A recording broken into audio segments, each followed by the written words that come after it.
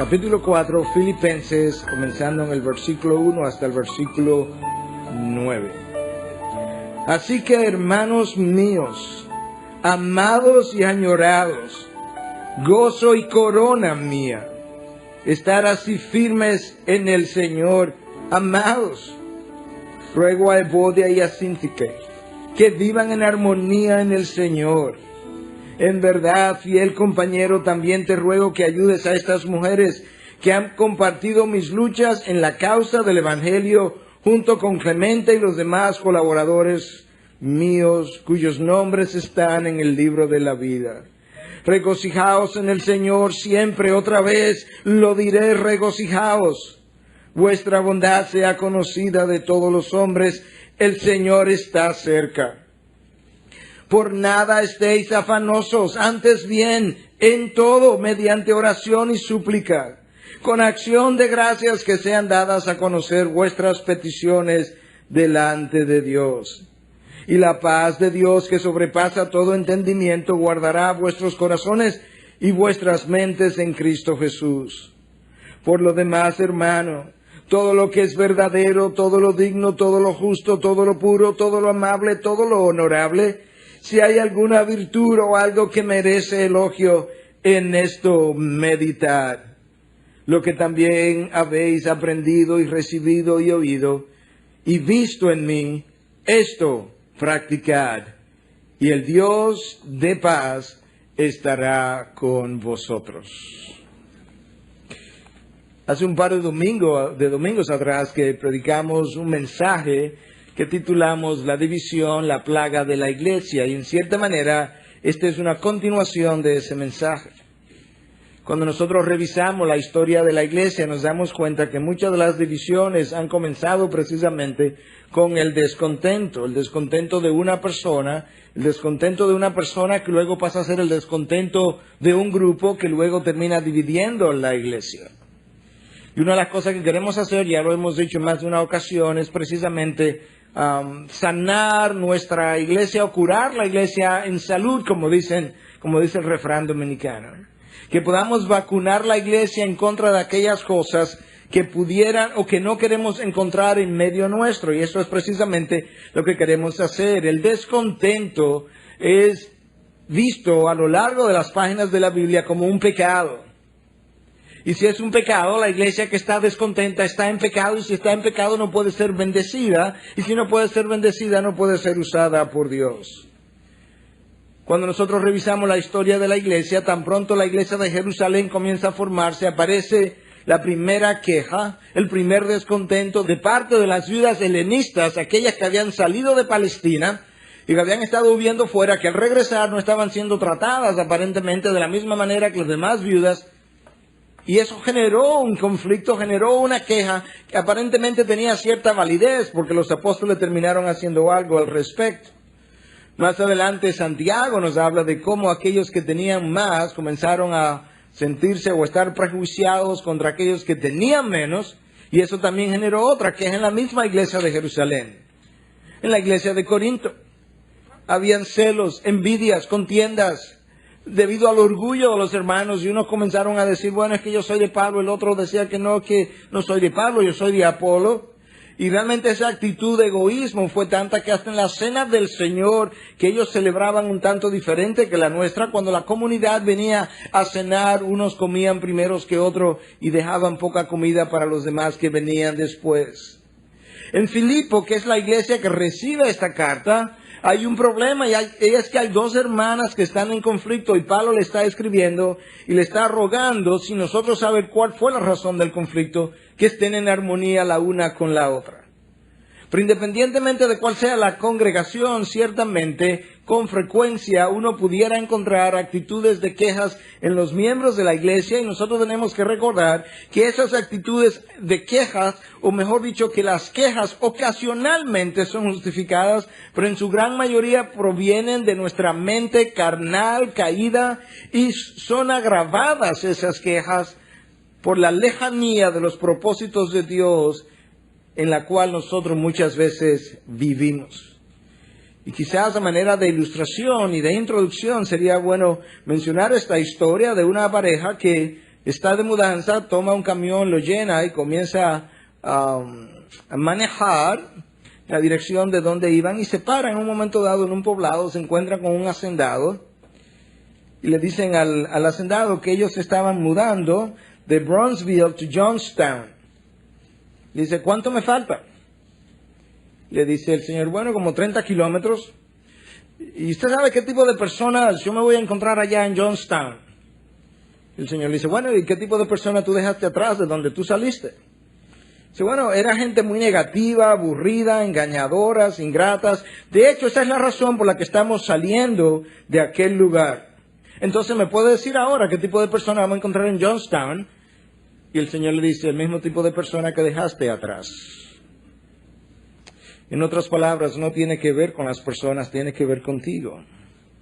Si viste a esas personas de esa manera, las que vuelvas a encontrar, las vas a volver a ver de la misma manera. Nuestras expectativas determinan muchas veces nuestras actitudes y nuestras actitudes determinan nuestros resultados. Nuestras actitudes son una elección. Yo decido actuar así o asado. Yo decido reaccionar así o asado. Yo decido sentirme así o asado. Y eso lo sé no solamente porque lo he leído, no solamente porque lo he visto en consejería, sino porque en ocasiones a mí también me ha ocurrido. Ninguno de nosotros está exento de estas debilidades de la carne. El apóstol Pablo, que está escribiendo este texto bajo la inspiración del Espíritu Santo, él se ha ganado el derecho de poder hablarnos acerca de la cura del descontento, porque esta carta, como hemos oído en otras ocasiones, es la carta del gozo, es el himno del gozo, es escrita desde una prisión oscura, fría, subterránea, y desde allí Pablo describe la carta de mayor gozo que pudiera ser considerada un himno al gozo, y lo hace desde esas condiciones. De manera que si hay alguien que se ha ganado el derecho de poder hablarle a la iglesia acerca de la cura del descontento para la iglesia, es este apóstol Pablo. La manifestación, o mejor dicho, la insatisfacción interior con la cual nosotros decidimos vivir, genera muchas veces en nosotros ese espíritu de queja que no nos permite entonces glorificar a Dios y tampoco nos permite mantener la congregación en unidad. Tenemos que recordar que fue precisamente ese espíritu de queja lo que hizo que el pueblo judío que salió de Egipto no pudiera entrar a la tierra prometida. Y meses atrás, estando precisamente, creo que fue en el aeropuerto de Miami, pasé por un lugar donde me encontré con libros y decía en los servicios anteriores que raramente yo le puedo pasar por el lado a libros sin detenerme a ver qué son. Y me encontré con este libro de James MacDonald que se llama Lord, Change My Attitude. Señor, cambia mi actitud. Y él reflexionando precisamente acerca de la experiencia de los judíos en el desierto, él decía que aquellos que escogen la queja como su estilo de vida pasarán el resto de su vida en el desierto. El desierto espiritual es caracterizado, porque no estamos en las arenas de Egipto ahora, pero ese desierto espiritual es caracterizado por una especie de sequedad, de aridez, donde no tenemos deseo ni de estar en la palabra ni de estar con Dios, y eso genera espíritu de crítica. Con eso entonces, como introducción, yo quiero que comencemos a ver este texto de Filipenses 4, y lo primero a lo que quiero llamarle la atención es a la salutación. Así que, hermanos míos, amados y añorados, gozo y corona mía. Tan pronto tú comienzas a leer este capítulo, tú dices, wow, ese es un corazón de pastor. Este hombre que ya está lejos de ellos, cuando le escribe, oye, ¿cómo le llama? Amados. Le llama añorados, gozo y corona mía. En otras palabras, la razón por la que estoy preocupado por ustedes es precisamente por la manera en que le amo. Y yo quiero que ahora, cuando yo comience a hablarles y quizás a amonestarles en algunas áreas, que ustedes entienden que mis palabras vienen de un corazón que ha sido formado por Dios para amar las ovejas, y que solamente por mi preocupación por su estado espiritual es que le estoy escribiendo lo que le estoy escribiendo. La salutación en primer lugar. En segundo lugar, yo quiero que veamos entonces la amonestación. Estad firmes en el Señor. Ruego a Evodia y Síntique que vivan en armonía en el Señor. Nota cómo Pablo comienza diciendo, estad firmes en el Señor. No hay otra manera de estar firmes. Si tú quieres estar firme, lejos del Señor, no agarrado del Señor, fuera de la voluntad del Señor, ese terreno te resultará arena movediza. Hay una sola manera en la que yo puedo sentirme estable, firme, y es precisamente en el Señor. Y la razón por la que tú y yo necesitamos hacer eso es porque nuestras condiciones de vida son muy cambiantes. Nuestro archienemigo Satanás es muy astuto. Él juega sucio, él no tiene moral. Y con frecuencia él nos acecha, nos persigue, nos observa, nos estudia. Y en el momento de tu mayor debilidad, él asesta el mayor golpe, el mayor ataque sobre tu vida. Y si tú y yo vamos a sobrevivir a sus ataques, la única manera como lo vamos a poder hacer es estando firme. Y Pablo inmediatamente pasa a decirle, les ruego a Evodia y a Síntique que vivan en armonía una vez más en el Señor. La segunda vez que vuelve a mencionar la frase. Estas hermanas están fuera de la voluntad de Dios, no están en el Señor. La frase en el Señor muchas veces en el Nuevo Testamento implica estar en su voluntad. Pablo no le está escribiendo a creyentes versus incrédulos. Él está escribiendo a creyentes solamente. Y le dice, ustedes necesitan estar en armonía, pero en el Señor, porque es la única manera como lo pudieran estar. Y la condición de estar firme depende de que estén en armonía. Y en ambos casos, en el Señor. De manera que quería que viéramos quería que prestáramos atención a la salutación, a la amonestación y en tercer lugar a la apelación a un tercero para que ayude a estas hermanas a estar reconciliadas. Oye como Pablo dice, en verdad, fiel compañero, también te ruego que ayudes a estas mujeres que han compartido mis luchas en la causa del Evangelio, junto con Clemente y los demás colaboradores míos, cuyos nombres están en el libro de la vida. Eso está en el versículo 3. Pero aquí hay algo interesante. Y es que Pablo apela a un fiel compañero. La palabra ahí en el griego es susugos. Y un súsugo es alguien que está unido contigo en un yugo. Y Pablo está diciendo a ti, compañero fiel, que está unido conmigo en un yugo por la causa de Cristo. La mejor comparación de este yugo es el hombre y la mujer que se unen en matrimonio en yugo igual, como una sola carne. Eso es más o menos lo que este fiel compañero, este súsugo es. Y Pablo está diciendo, a ti yo te apelo y te ruego que hagas lo indecible para que tú puedas unir a estas dos mujeres. No permita que esta actitud se propague, que esta división cobre fuerza, porque puede dividir la iglesia. Y Pablo está muy consciente del efecto que esas divisiones o descontentos pudieran tener. Ahora, nota algo. Cuando Pablo se refiere a estas dos mujeres, nota como él no le dice a este fiel compañero, ve a ver si tú puedes reconciliar a estas dos mujeres superficiales. Nota como no le dice, ve a ver si tú puedes reconciliar a estas dos mujeres carnales. Tampoco le dice, trata de reconciliar a estas mujeres que no acaban de hacer un compromiso. No, él les llama y les dice que ellas han compartido mis luchas en la causa del Evangelio. En otras palabras, estas mujeres que aparentemente tenían cierta madurez, habían caminado con Pablo, habían luchado con él, ahora por razones de la carne precisamente se encuentran en posiciones encontradas y Pablo dice, fiel compañero, trata de unirlas, porque eso nos va a debilitar como iglesia. Aquí no hay una apelación necesariamente al pastor de la iglesia, a los ancianos, sino a un fiel compañero. A alguien que quizás era la persona más cercana a estas dos mujeres. Nosotros tenemos del llamado la obligación de ser agentes de reconciliación. Y en cualquier iglesia, el mejor agente de reconciliación no tiene que ser el pastor. El mejor agente de reconciliación es la persona que mejor se puede parar en la brecha entre las personas que están en contiendas. La persona que más se haya ganado su amistad, su relación, su amor. La persona que más fácilmente podría ser oída por el uno y por el otro. Y tú tienes un llamado, no solamente universal, pero tienes un llamado local en la IBI, de que en cualquier momento que tú sepas, que te enteres que hayan dos hermanos con quien tú tengas cosas muy en común, tú tienes un llamado de pararte en la brecha y tratar de crear la reconciliación entre ellos, porque de esa manera estarías actuando como Cristo actuaría en beneficio de su novia, que es la iglesia. Y tú tienes que hacer lo mismo, y yo también.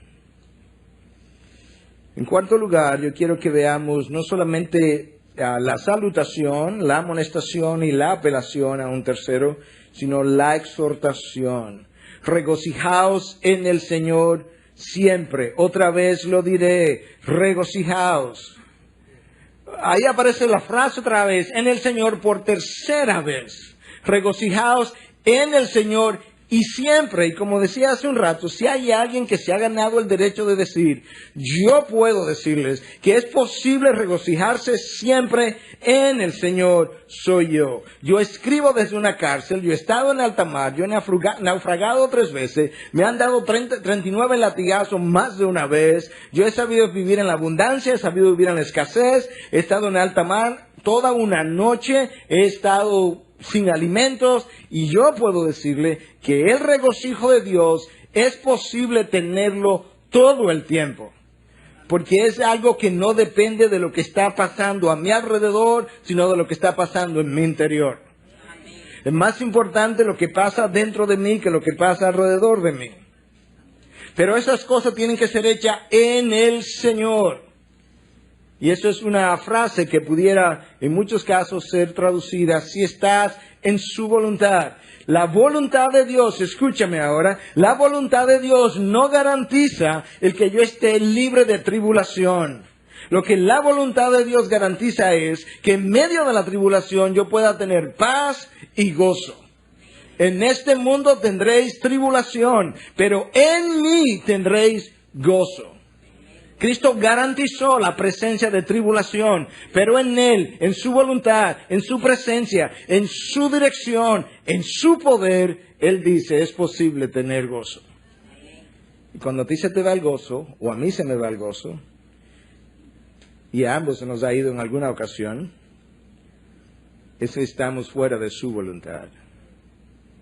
La frase en el Señor aparece en primer lugar en relación a estar firme, en segundo lugar aparece en relación a estar en armonía, y en tercer lugar aparece en relación a estar gozosos. Y las 3 condiciones son requisitos o requieren estar en el Señor. Cuando te sientes tambaleante, no estás en el Señor, no estás en su voluntad. ¿Por qué? Porque en medio de su voluntad, Él te estabiliza. Sus propósitos me dan estabilidad de vida. Cuando yo me siento fuera de armonía con alguien, estoy reconciliado con alguien, uno o los dos no están en el Señor, porque es imposible estar en Él, en su voluntad, en su obediencia, y tener enemistades con la otra persona. Quizás los dos no están, o uno no está, pero alguien está fuera de esa voluntad. De hecho, el profeta Isaías en el capítulo 26, versículo 3 dice que el Señor guarda en perfecta paz a aquellos que en Él confían. Otras traducciones dice a aquellos que permanecen en Él. La traducción en el inglés todavía nos comunica algo más. Dice que el Señor guarda en perfecta paz a aquellos que tienen una mente steadfast, fija, firme, determinada, inmovible, steadfast, fija en el Señor. Esos permanecen en perfecta paz. Cuando la paz se me va, se me ha ido la mente fija, determinada, estable. Y he comenzado a pensar de otra manera. Si tú estás experimentando, o si no estás experimentando el gozo del Señor, no estás en su voluntad. Es su voluntad que garantiza el gozo del Señor. ¿Y cómo yo lo sé? Porque la palabra lo dice. Oye lo que el salmista dice en el Salmo 16, versículo 11. En tu presencia, que es similar a en tu voluntad, en tu presencia hay plenitud de gozo, en tu diestra deleites para siempre. El estar en la presencia de Dios es sinónimo de gozo. El estar a la diestra de Dios es sinónimo de deleites para siempre. Lo opuesto también es cierto. La ausencia de deleite, la ausencia de gozo es sinónimo de fuera de su presencia, fuera de su diestra, fuera de su bendición, fuera de su voluntad. Y tú y yo tenemos que recordar eso para poder chequear continuamente dónde estamos. John Piper, que hemos citado últimamente en diferentes ocasiones, dice que nuestro Dios, y esta frase aparece en cada uno de sus libros probablemente, si no aparece la frase, aparece, es más, yo dudo que no aparezca la frase. Porque es raro tú oírlo hablar sin que él la mencione. Nuestro Dios es más glorificado en ti cuando tú estás más satisfecho en Él. ¿Te das cuenta de qué es que se trata? Dios no está más glorificado en el pastor Núñez cuando él está predicando. No, cuando el pastor Núñez está más satisfecho en Él. Cuando tu vida está completamente satisfecha en Él. Cuando no necesitan de nada, ni de nadie, ni de cambio de parecer, ni de cambio de oportunidad, ni de lugar de residencia, ni de novio, ni de novia, ni de esposo, ni de esposa, para estar satisfecho en Él. Él es tu suficiencia. Y Dios es más glorificado entonces en ti cuando tú estás más satisfecho en Él. Oye, si estás esperando un cambio de situación, de trabajo, de suegros, de país, si tú estás esperando cualquiera de esas cosas para sentirte más satisfecho, escúchame, tú eres un ladrón. Pastor, pero espérese, yo no vine aquí a que me insultaran tampoco. Esa palabra es fuerte. No, pero no es tan fuerte como lo que está ocurriendo. Si Dios es más glorificado en ti, cuando tú estás más satisfecho en Él, y tú estás esperando que esto cambie, que aquello cambie, para experimentar la satisfacción, tú eres un ladrón. ¿Y a quién le estás robando? A Dios. ¿Y de qué le estás robando? De su gloria. Eso es como ocurre. Y tú lo puedes hacer y yo lo puedo hacer también. Dios quiere, Dios dice, no, esas circunstancias que estás esperando que cambien son cisternas que no retienen agua. Yo soy tu satisfacción, yo soy tu refugio, tu fortaleza, tu gozo. ¿Quién levanta tu cabeza? ¿Quién te fortalece? ¿Quién te levanta? ¿Quién enjuaga tus lágrimas? Dios es suficiente para cada insatisfacción. Y la insatisfacción se vuelve gozo en su presencia. En quinto lugar, yo quiero que veamos la invitación. Por nada estéis afanosos, antes bien, en todo, mediante oración y súplica, con acción de gracias, sean dadas a conocer vuestras peticiones delante de Dios. Esa es una invitación especial. La palabra ahí para ansiosos es merinate en hebreo.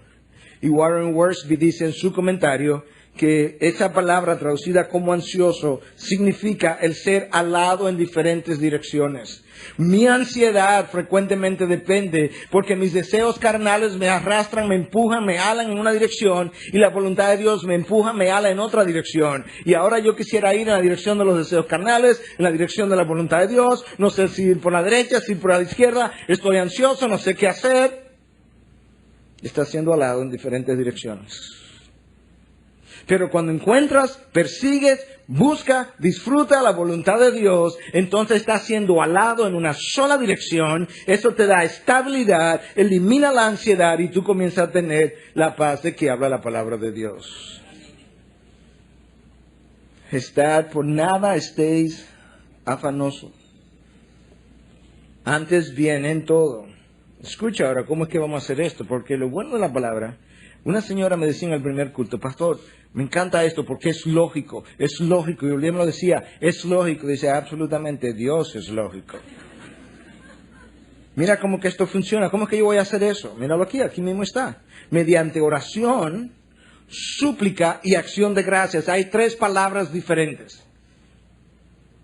La oración quizás es esa cosa sencilla, petición sencilla que le vamos a Dios con frecuencia cuando, bueno, quizás cuando las cosas no andan tan mal. Gracias Dios, protege a mis hijos, protege a mi esposo o esposa. Oraciones de ese tipo, más o menos rutinarias, no malas, no pecaminosas, no deshonrosas, pero más o menos cotidianas. Pero hay momentos en tu vida en que la batalla arrecia, en que las cosas se ponen difíciles. Y en ese momento ya no es tiempo de simplemente orar, ahora tienes que suplicar. ¿Y cuál es la diferencia, pastor? La intensidad de tu oración, la longitud de tus oraciones, la frecuencia de tus oraciones, quizás le acompaña con ayuno, pero tú necesitas prepararte con oraciones extensas, quizás medio de ayuno, para dificultades extensas o significativas, o periodos prolongados de prueba que pudieran ocurrir también.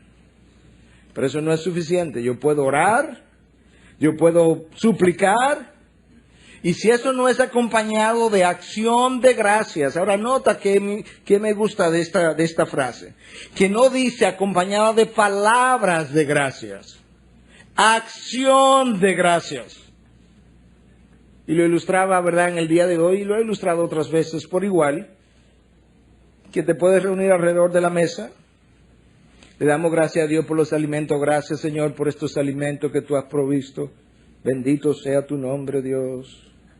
Tu provisión, tu misericordia es nueva cada mañana. Y estamos wow, estamos impresionados. En el nombre de Jesús, amén. Esto sí está desabrido. Esas fueron palabras de gracia acompañadas de acciones de ingratitud. Tú necesitas oración, súplica, tú y yo por igual, y acción de gracias. Es un estilo de vida, una forma de pensar, es una forma de reaccionar, es un dar gracias a Dios continuamente, reconociendo que Él es soberano, Él orquesta nuestras circunstancias, las que nos parecen buenas, las que nos parecen malas, y en ocasiones las malas son las mejores, y las que nos parecen mejores son las peores. Lo ilustraba porque mi esposa trajo un libro ayer a la casa y había una frase al principio del libro, mejor dicho en la portada, que yo dije, bueno, yo tengo que leer este libro primero. Porque decía, pensamientos no religiosos acerca de la vida cristiana. Yo dije, ¿qué es esto? Y me puse a hojear el libro antes de que nadie más lo pudiera hojear. Y me encontré con que el autor decía algunas cosas buenas.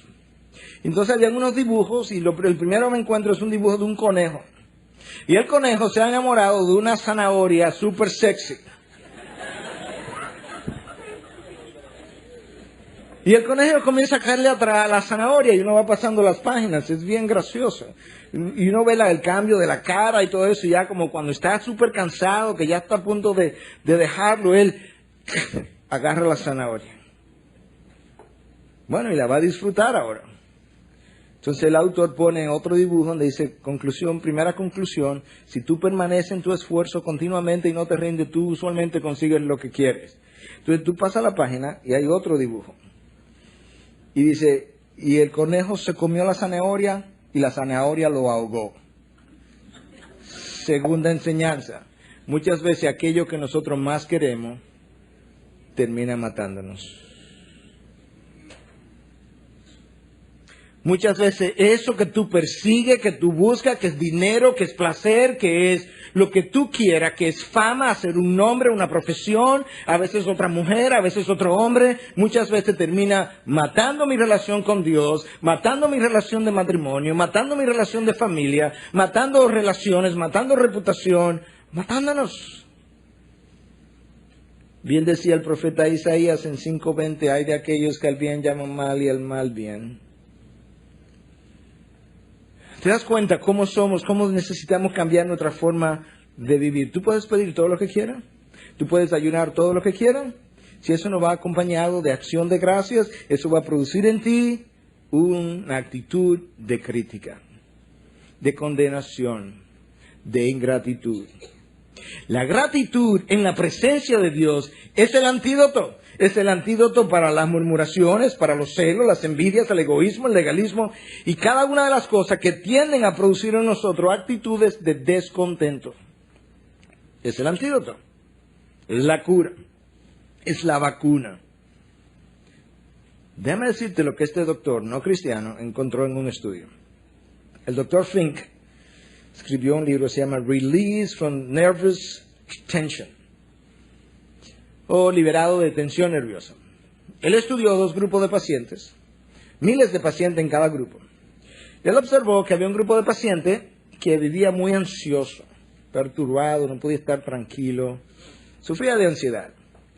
Y él observó que había otro grupo de pacientes de miles que vivían más o menos tranquilos, sin tanta ansiedad.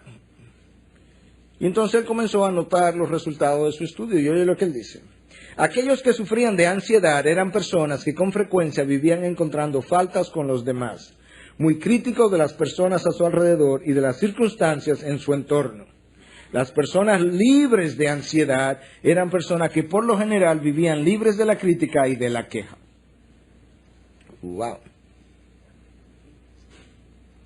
Yo no sé dónde tú estás aquí en términos de este estudio, pero seguro que nosotros estamos en un grupo o en el otro, en sentido general. Y quizás es buena pregunta y buena revisión si yo correspondo al grupo con ansiedad altamente crítico o al grupo con poca ansiedad o ninguna, libre de la crítica y libre de la queja. El problema del hábito de la queja es que es destructivo. Destruye mi salud, destruye mis relaciones interpersonales, pero destruye también mi relación con Dios. Destruye mi paz, mi seguridad. Y si es tan destructivo, entonces, ¿por qué lo hacemos? Porque es casi como masoquista. Porque yo creo que aquí todo el mundo sabe que eso sí es destructivo y lo seguimos haciendo. Pero es que esa actitud de queja es lo que nos permite a nosotros sentirnos justificados en nuestras acciones. No importa si tú lo haces o si yo lo hago. Ninguno es inmune, yo lo he hecho. Pero tengo que admitirlo, que eso es como es. En sexto lugar, yo quiero que notemos ahora la bendición de vivir correctamente. Oye, ¿cuál es? Y la paz de Dios, que sobrepasa todo entendimiento, guardará vuestros corazones y vuestras mentes en Cristo Jesús. La bendición de todo esto es que la paz que trasciende el entendimiento, la paz que cuando otros te bendicen, pero eso es increíble, mira ese señor, mira esa señora, mira ese amigo mío, que en medio de todo esto, mira cómo él está, como si nada estuviera pasando. Es lo que el dominicano de la calle llama, tiene sangre de maco.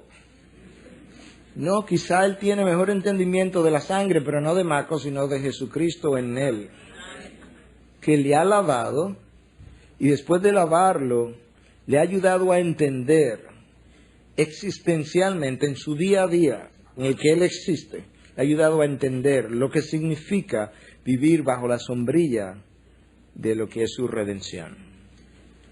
Esa paz que te puede acompañar de esa manera, es el resultado de, escúchame, ya lo hemos venido hablando, de estar firme, de estar en armonía con los demás, de regocijarnos en el Señor, de vivir en oración y de vivir agradecidos. Es el resultado de estar firme, en primer lugar, pero eso requiere una acción. Cada una de esas cosas requiere una decisión y una acción. El estar firme requiere precisamente que yo no me despegue del Señor, porque es en el Señor que puedo estar firme. El estar en armonía requiere que yo no viva irreconciliado con nadie.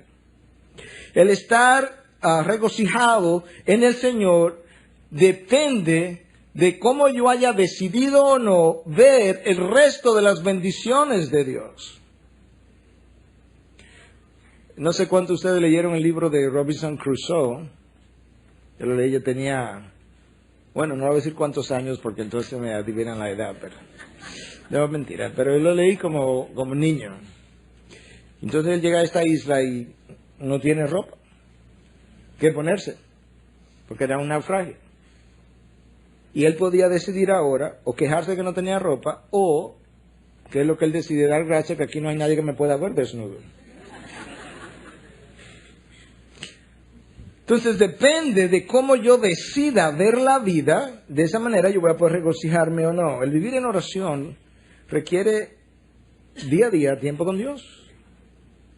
Tiempo con Dios y tiempo de meditación con Dios. El ser agradecido requiere precisamente una actitud de espíritu. Si las actitudes, oye lo que las actitudes representan, que pueden ser buenas o malas, es una disposición de mi forma de ser frente a la vida, que usualmente comenzó a formarse años atrás, que formaron patrones de pensamiento, de conducta, de ver la vida, de evaluarla y de reaccionar ante ella.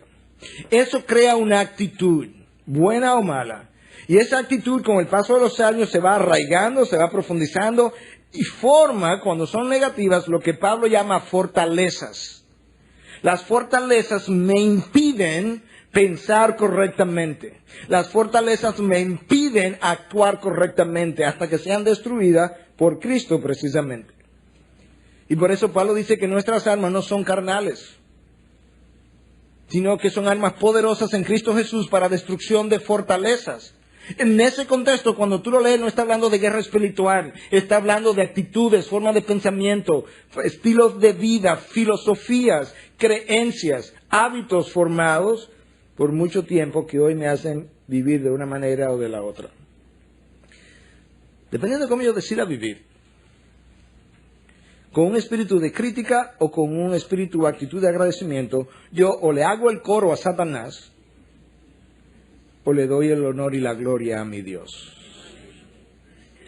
Uno refleja más la imagen caída del hombre, la otra refleja más la imagen redimida de ese hombre en Cristo Jesús por el Espíritu de Dios. Tú y yo tenemos que decidir, hermano. Y a veces nos desviamos, créeme. A mí me ha pasado. Pero tan pronto lo vemos, tenemos que volver y reenderezar. Porque tú y yo fuimos creados no para hacerle un coro a Satanás, sino para reflejar la imagen de Dios en nosotros. Y de lo contrario, entonces, vamos a estar en el desierto como los judíos, y esos desiertos pueden ser muy largos y muy secos. Oye, el apóstol Pablo está escribiendo a los Corintios 1500 años más o menos, después que estos judíos perecieron en el desierto. Y oye lo que él dice en la primera carta, capítulo 10, a partir del versículo 1. Porque no quiero que ignoréis, hermanos, que nuestros padres todos estuvieron bajo la nube y todos pasaron por el mar. Y en Moisés todos fueron bautizados en la nube y en el mar. Y todos comieron el mismo alimento espiritual, y todos bebieron la misma bebida espiritual, porque bebían de una roca espiritual que los seguía, y la roca era Cristo. Sin embargo, escucha, pon atención ahora, Dios no se agradó de la mayor parte de ellos, pues quedaron tendidos en el desierto. Escucha mejor ahora, estas cosas sucedieron como ejemplo para nosotros, a fin de que no codiciemos lo malo como ellos lo codiciaron. Escúcheme. Esta gente salió de Egipto, comieron el mismo pan espiritual, bebieron la misma bebida espiritual, fueron guiados por la misma roca espiritual quien estuvo con ellos. Sin embargo, la gran mayoría de ellos no entró a la tierra prometida. Por su espíritu de crítica perecieron en el desierto. Pero escucha que es más amedrentador para mí. Es el último versículo.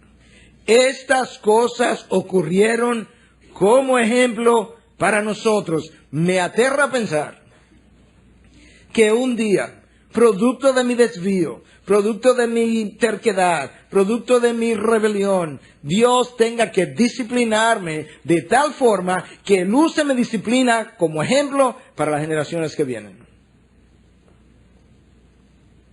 Yo no sé si tú piensas así, pero yo pienso así.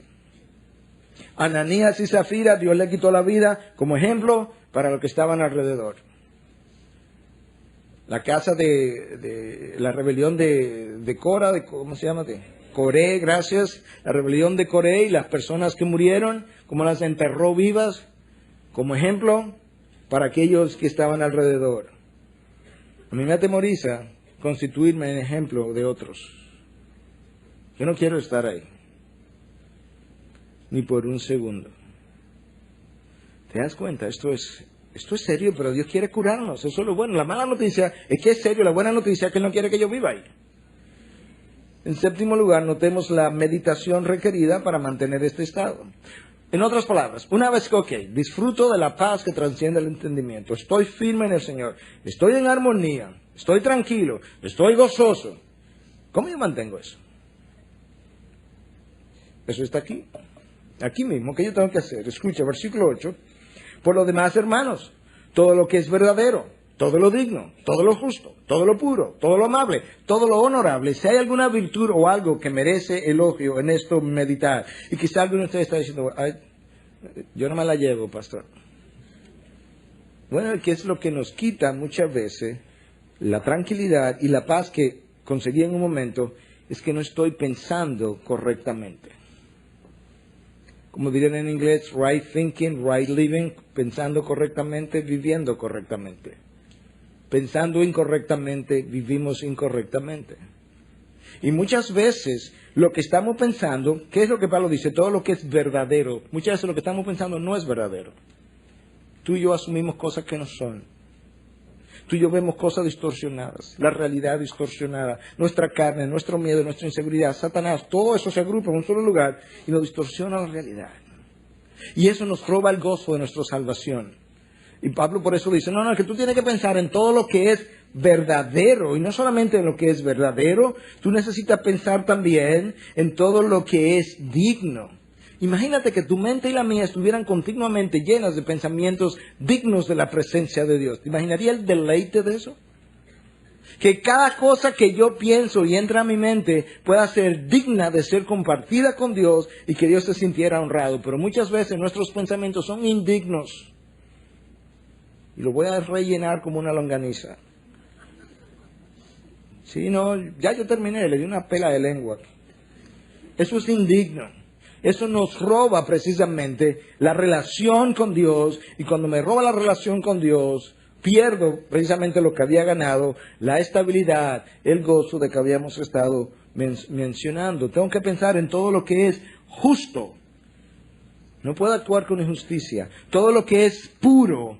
Necesito pensar en cosas santas para mí y para el otro también. Cuando tú y yo estamos pensando de esa manera, todo lo que es amable, todo lo que es honorable, muchas veces nuestras formas groseras, o claro que no son amables, y mucho menos honorable, y todo eso se conjuga en una sola mente, en una sola vida, en un solo corazón, en un solo momento de tu vida, y rocías a otros de todo eso que estaba dentro de ti o dentro de mí.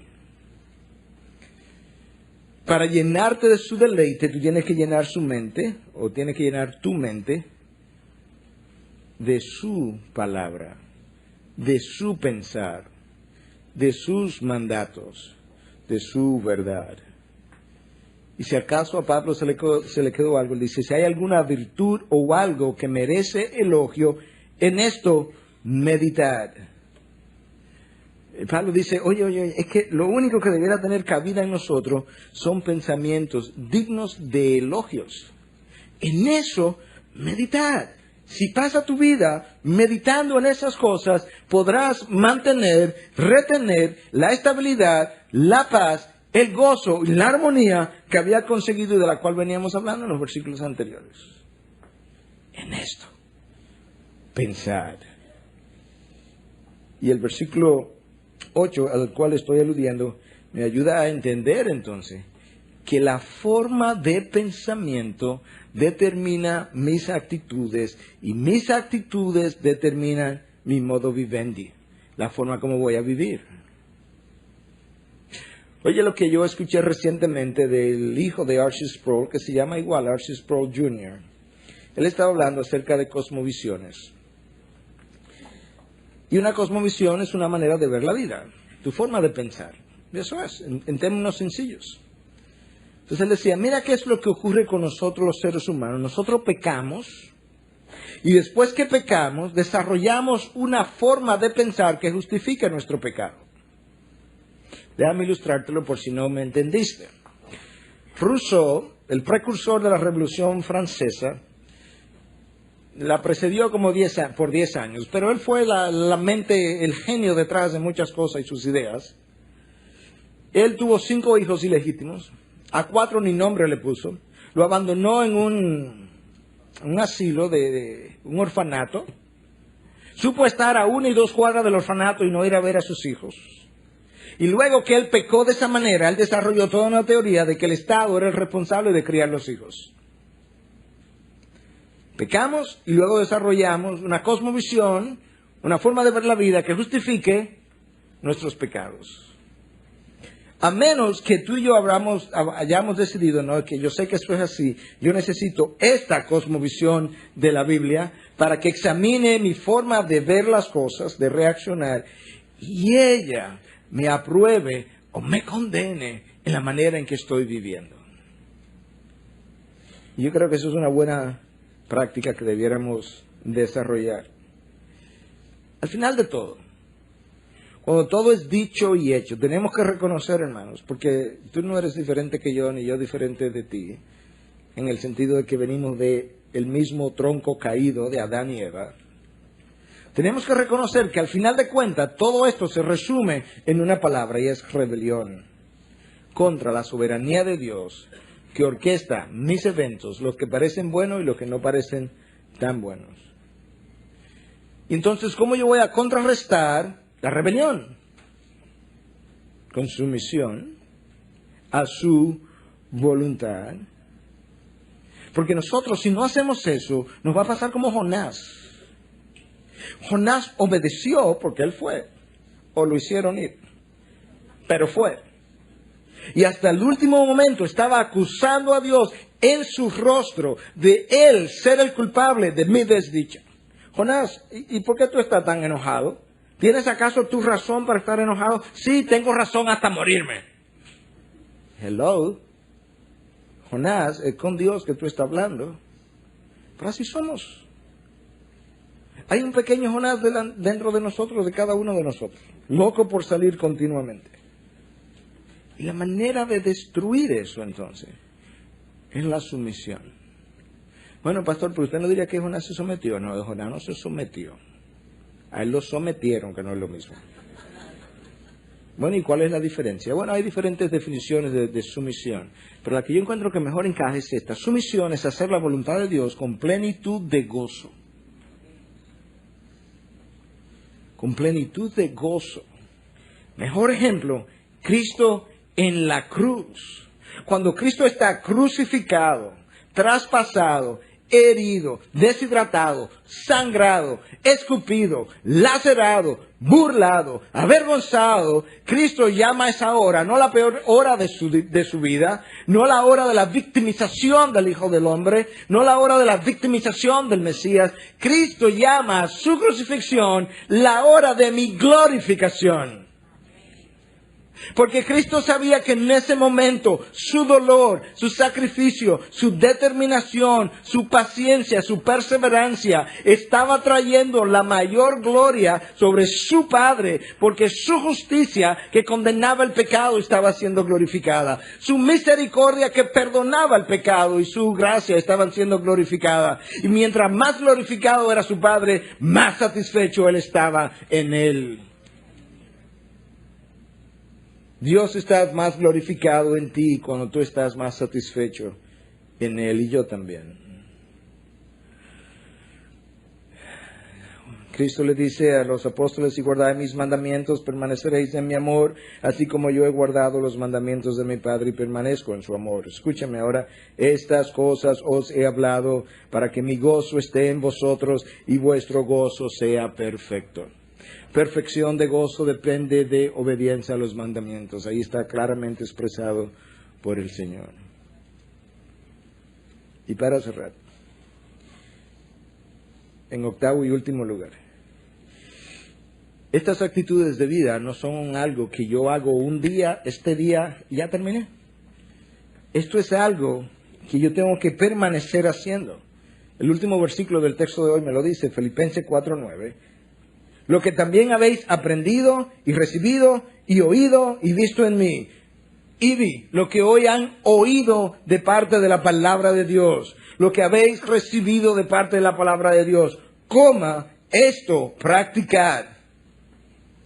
Y el Dios de paz estará con vosotros. La paz, la presencia de Dios, su gozo, su certidumbre, su estabilidad, depende de que estas cosas habladas y oídas sean practicadas. Hoy, pastor, no, todos los días. ¿Hasta cuándo? Hasta que entre en gloria. Y entonces, el Dios de toda consolación, el Dios de toda paz, el Dios de todo gozo, el Dios de todo propósito, estará con nosotros. Ojalá que en esta mañana Dios te haya podido hablar, que tú hayas decidido no salir de este lugar sin entregar tu voluntad por completa a Dios. Déjame decir eso un poquito más específico. Sin entregar la última fibra de tu voluntad a Dios. Si entrega la mayor parte de las fibras y deja una fibra de la voluntad sin entregar, esa fibra se fortalece, se multiplica y divide tu corazón una vez más. Por absoluto, por completo, necesita entregar eso en el altar. Y decir, Dios, hasta aquí yo llegué, hasta aquí estuvieron mis fuerzas, hoy te lo entrego todo. Te entrego mi voluntad por el gozo y el deleite de estar en tu presencia.